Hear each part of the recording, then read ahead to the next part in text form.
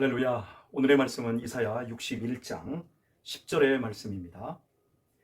내가 여호와로 인하여 크게 기뻐하며 내 영혼이 나의 하나님으로 인하여 즐거워하리니 이는 그가 구원의 옷으로 내게 입히시며 의의 겉옷으로 내게 더하심이 신랑이 사모를 쓰며 신부가 자기 보물로 단장함 같게 하셨음이라. 아멘. 중부권에 내리는 비로 인해서 벌써 9명의 사람이 죽고 많은 재산 피해가 났습니다. 그리고도 비가 물러가지 않아서 굉장히 많은 어려움들을 겪고 있습니다.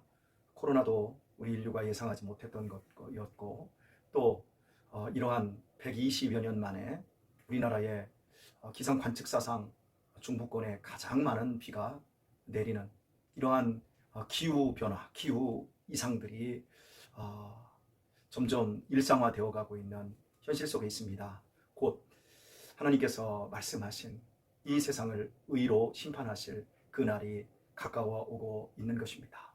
사랑하는 교회 여러분, 이럴 때일수록 우리가 깨어 있어야 할 것입니다. 천년만년 이 땅의 삶이 영원할 것이라고 생각하는 세상의 사람들과 달리 우리는 예수 그리스도께서 이 땅에 오셔서 우리에게 영원한 구원의 은혜를 입혀주셨고, 그리고 이 세상이 마지막 멸망받고 심판받을 때 우리는 신천신지 새로운 하늘 새로운 땅으로 인도되는 영원한 천국을 얻게 된다라고 하는 그 비전을 더욱더 견고하게 붙드실 수 있길 바랍니다. 지난 이틀 동안 비대면으로 새벽 예배를 하신 분들이 대부분이고요. 소수의 성도들만 현장에 모여서 함께 예배를 드렸습니다. 그런데 오늘은 전면적으로 다 비대면으로 새벽 예배를 시작하게 되었습니다. 오늘의 말씀을 통해서도 은혜를 받으시고 이하로도 승리하시며 특히 이 나라 이 민족을 위해서 그리고 온 세계의 팽배한 죄악의 물결이 더 이상 범람하지 못하도록 붙잡아 달라고 기도하는 그런 은혜로운 새벽이 될 수 있기를 바랍니다. 오늘의 말씀 10절을 저희가 생각을 해 보도록 하겠습니다.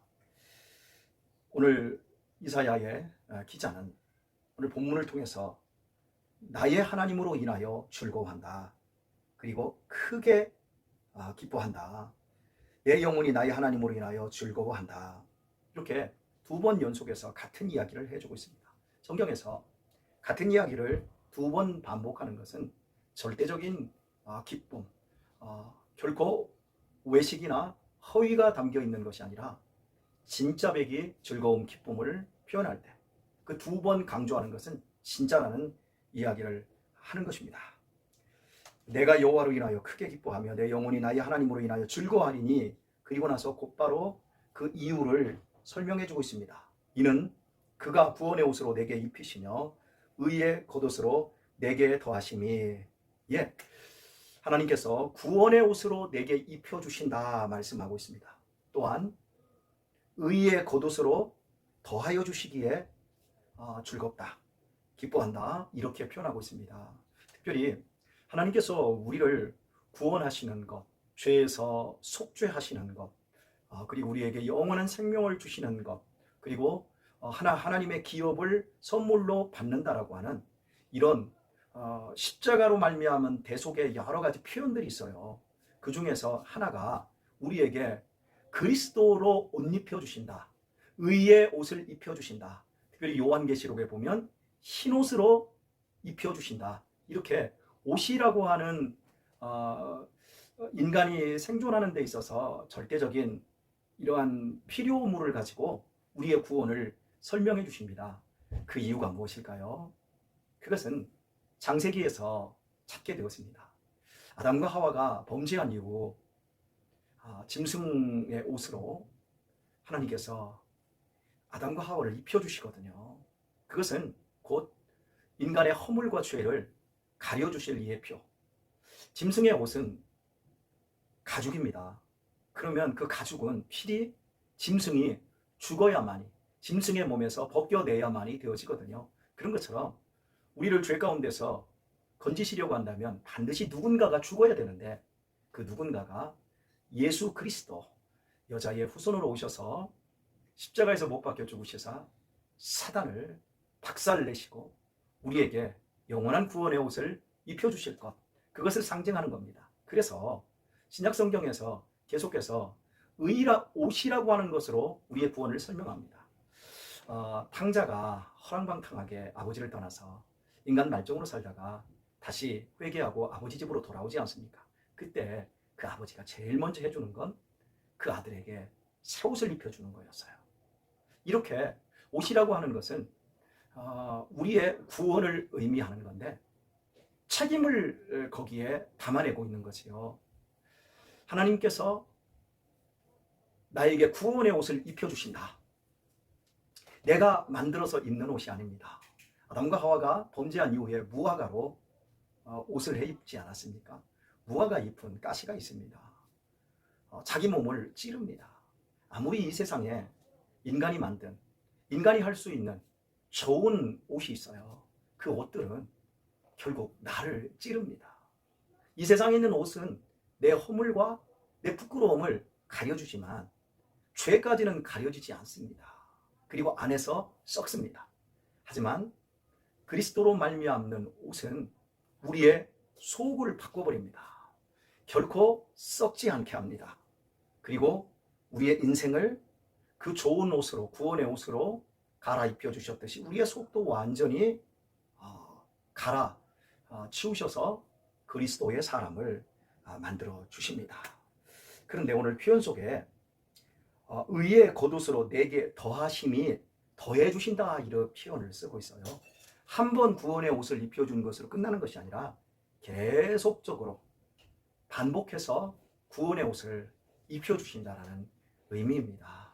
우리가 최초로 예수님을 구주로 고백하고 예수님을 영접한 이후 우리가 구원의 은혜를 경험합니다. 하나님께서 나 같은 것을 사랑하시고 구원해 주셨구나. 그리고 이제 그때부터 우리는 내 안에 사는 이는 그리스도니, 하나님을 기쁘시게 하는 그런 삶을 살려고 무친장애를 쓰지요. 그러나 우리는 연약합니다. 찬양의 고백처럼 우리는 넘어집니다. 그때마다 하나님께서 그리스도의 의로 말미암는 그 옷을 다시금 입혀 주셔서 우리로 하여금 언제든지 담대함으로 하나님 앞에 달려나갈 수 있는 이런 은혜를 베풀어 주신다. 바로 이것 때문에 오늘 이사야 기자는 내가 기뻐한다. 하나님으로 인하여 기뻐한다. 내가 나의 하나님으로 인하여 내 영혼이 즐거워한다. 이렇게 자신의 내면을 틀림없는 사실이라고 말씀하고 있는 것입니다. 그런데 이런 구원의 옷을 입혀주시는 이 즐거움, 이 기쁨에 대해서 그 뒤는 계속해서 설명을 해주기를 이렇게 말합니다. 신랑이 사모를 쓰며, 사모는 전통 원래식에서 신랑이 머리에 쓰는 것을 의미합니다. 신랑이 사모를 쓰며 신부가 자기 보물로 단장함 같게 하셨습니다. 우리가 조선시대를 다룬 사극을 보면 왕자가 결혼할 때 그 장면 여러분 머리에 한번 띄워 보십시오. 그 신부가 세자빈이죠. 세자빈이 머리를 감아 올리고 거기에 가채를 넣고 거기에 온갖 장신구들을 휘황찬란하게 이게 머리에서부터 이 몸까지 치장한 그 아름다운 모습을 보지 않습니까? 그리고 신랑 역시 예복을 입고 그리고 머리에 사모를 쓴 장면, 우리 일생에 있어서 가장 좋은 옷을 입고 가장 자기를 아름답게 뽐내며 치장하는 날이 아마 결혼식 아닐까 싶습니다. 그리고 치장한 만큼 아름다운 젊음도 거기에서 발산하게 되어지지요. 바로 이것을 인생에 있어서 가장 절정의 아름다움을 하나님께서 나에게 구원의 옷을 입혀주시고 그리고 하나님의 보좌 앞에 단단히 나갈 수 있는 그 의의 옷을 더하여 입혀주신 것, 그것으로 인하여 내가 즐거운데 어느 정도 즐거운가? 바로 결혼할 때 신랑 신부가 이 세상에서 최고로 기쁜 날, 그것처럼 즐겁고 기쁘다고 말씀하고 있는 겁니다. 여러분은 어떻습니까? 여러분은 정말 예수님으로 인하여 기쁘고 즐거우십니까?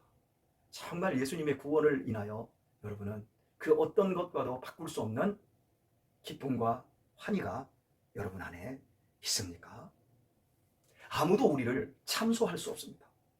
우리를 이미 그리스도 예수님께서 우리를 건져주시고 우리의 이름을 생명책에 등재하셔서 우리가 하나님의 자녀가 되었고 예수님은 우리의 친형님이 되어주셨습니다.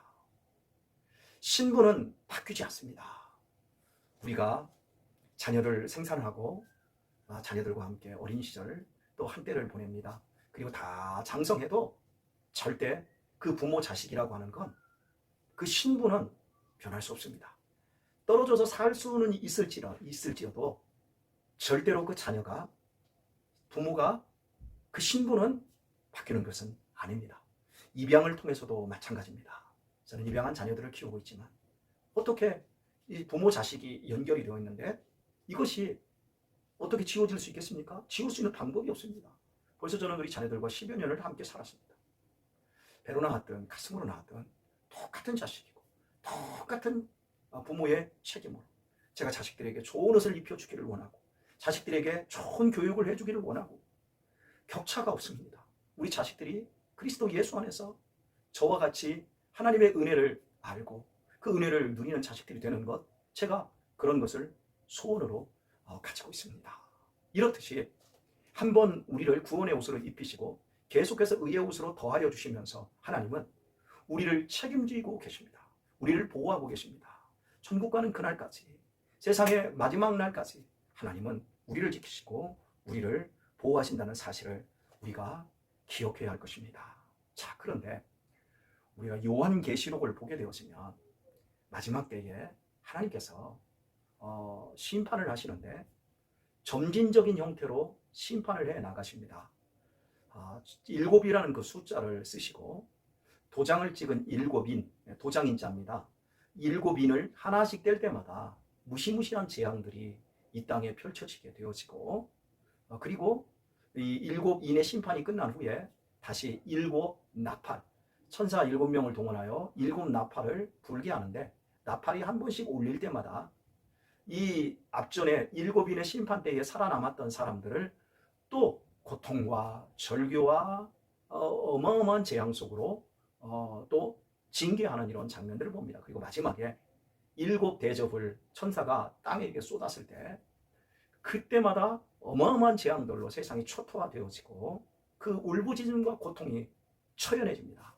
그리고 나서 드디어 휴거가 이루어지고 예수님께서 이 땅에 재림하시고 그리고 모든 인류가 다 죽었던 자나 살아있는 자들이 다 죽음에서 부활해서 예수님의 심판대 앞에 서게 되어지고 요한계시록 21장에서는 완전한 심판으로 이 세상은 다 온데간데 없어지고 새하늘과 새 땅이 하늘로서 내려오고 구원받은 사람들이 모두 그 땅에서 영원한 복락을 시작하게 되는 이 웅장한 드라마로 맞춰지게 되어집니다. 자, 하나님의 구원의 의가, 하나님의 의가 지금은 사람들에게 우습게 여겨집니다. 예수 천당 부르심지요. 예수님을 믿고 구원받으십시오. 하나님은 우리를 사랑하셔서 아들을 보내주셨습니다. 아무리 이야기를 해도 사람들은 귀등으로도 안 듣습니다. 왜냐하면 하나님의 의가 얼마나 무서운지를 모르기 때문에 그렇습니다. 하나님의 사랑이 큰 것처럼 하나님의 의 역시 큽니다.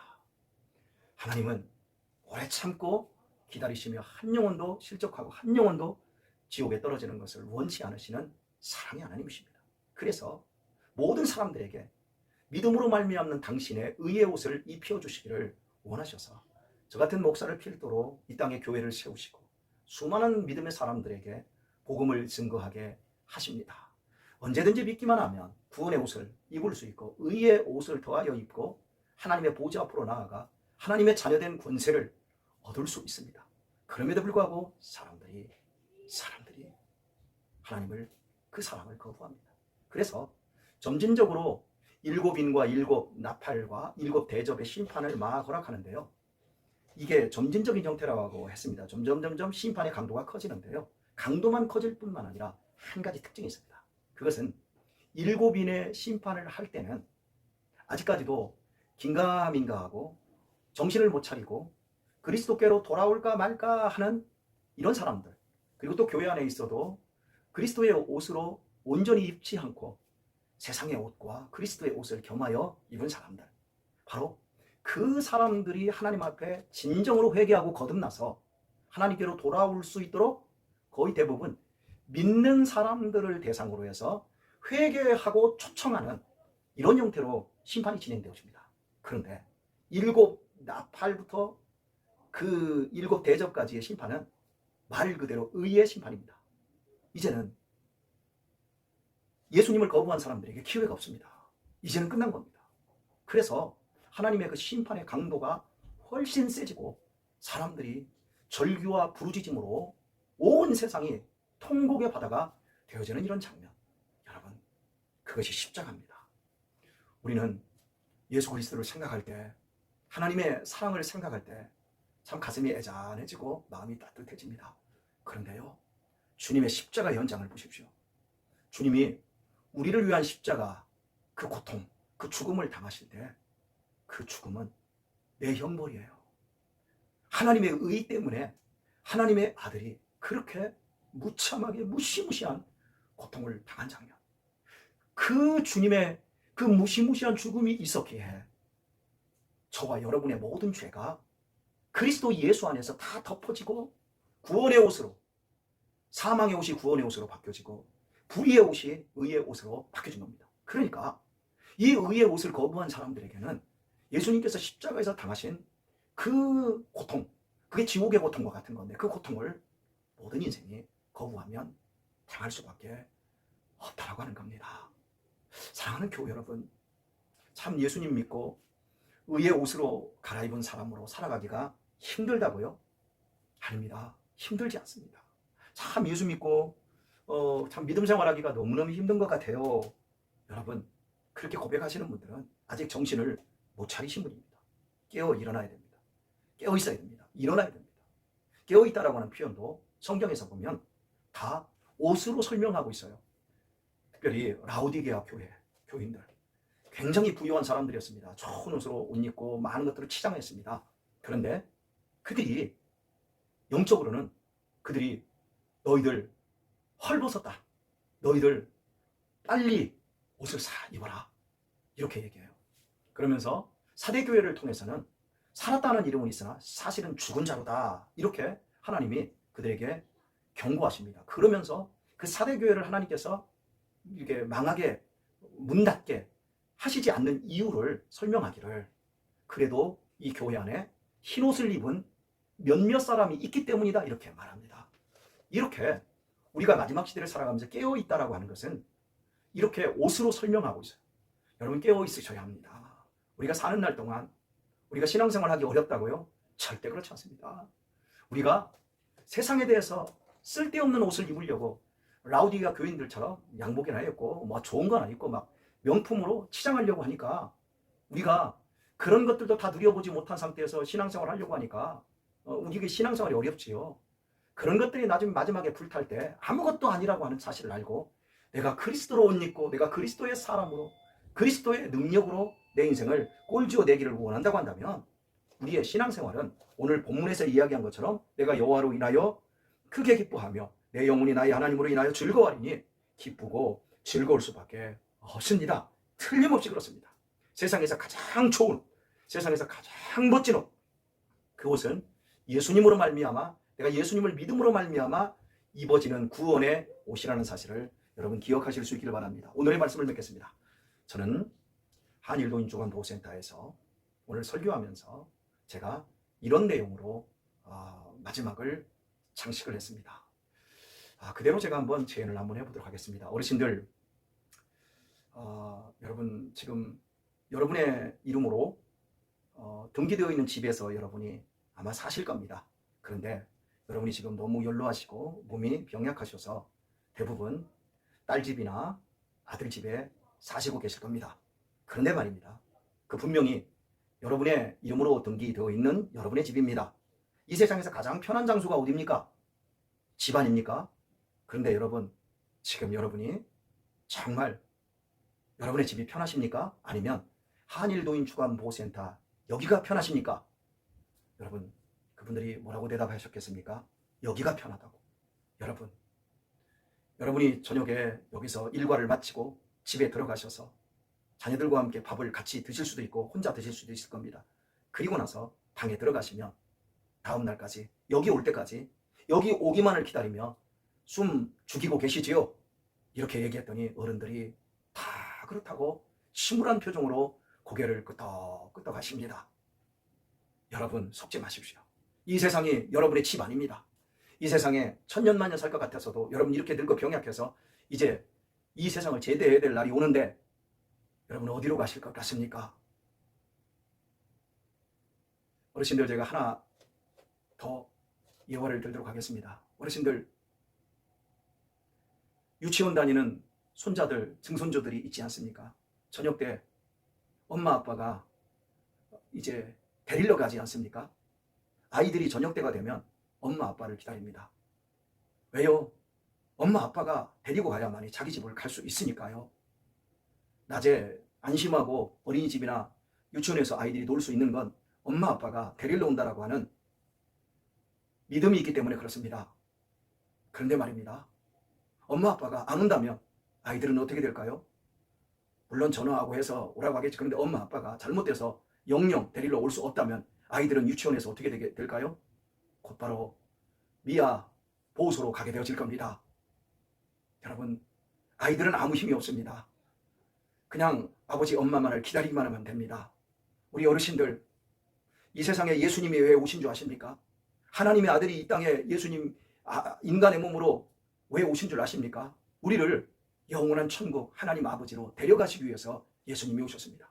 예수님이 오셔서 우리의 죄를 위해서 십자가에서 갈기갈기 찢어주시고 그냥 우리의 더러운 옷을 입고는 우리의 선행과 우리의 노력으로는 절대 천국에 들어갈 수 있는 옷을 만들어낼 수 없기 때문에 예수님께서 우리 대신 죽으셔서 예수님이 죽으신 그 믿음, 그것을 예수님의 죽으심을 내 죽음으로 받아들이고 예수님을 내 구주로 받아들이는 것, 그것을 믿음이라고 하는데 그 믿음을 하나님은 의로 여기시고 그 옷을 입는 자마다 모두 천국으로 들어가게 됩니다. 우리 어르신들 인생의 해가 다 지고 있습니다.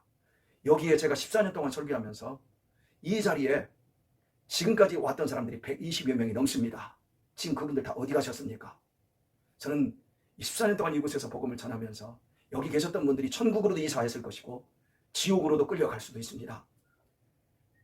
여러분 세상 떠날 때 예수님이 여러분을 보호자가 되셔서 여러분을 데려가실 수 있도록 여러분 예수님께 맡기고 싶지 않습니까? 그냥 맡기면 됩니다. 하나님은 사랑이시기에 여러분이 믿고 예수님을 찾고 예수님 나도 불쌍히 여겨주세요. 예수님 나 불쌍히 여겨주세요. 세상 떠나가는 날 나 천국으로 데려가 주세요. 예수님을 내 마음의 구주로 모시고 싶습니다. 여러분이 진실로 그렇게 고백한다면 지금 이 시간이라도 오늘 저녁에라도 예수님은 여러분의 마음에 오시고 여러분에게 구원의 옷을 입혀주실 것입니다. 사랑하는 교회 여러분, 제가 오늘 이렇게 설교했습니다. 이 구원의 옷을 먼저 입으신 우리 성도님들, 우리 남은 시간 억지로 신앙생활 하지 마시고요. 즐거움과 기쁨으로 신앙생활 하시도록 하십시다. 우리가 받은 옷, 우리가 입고 있는 이 옷이 진짜 배기 멋진 옷이고 영원한 옷입니다. 그걸 기억하시고 기뻐하고 더 즐거워하고 오늘 하루도 여러분의 삶이 주님 안에서 행복할 수 있기를 우리 주 예수님의 이름으로 축원합니다.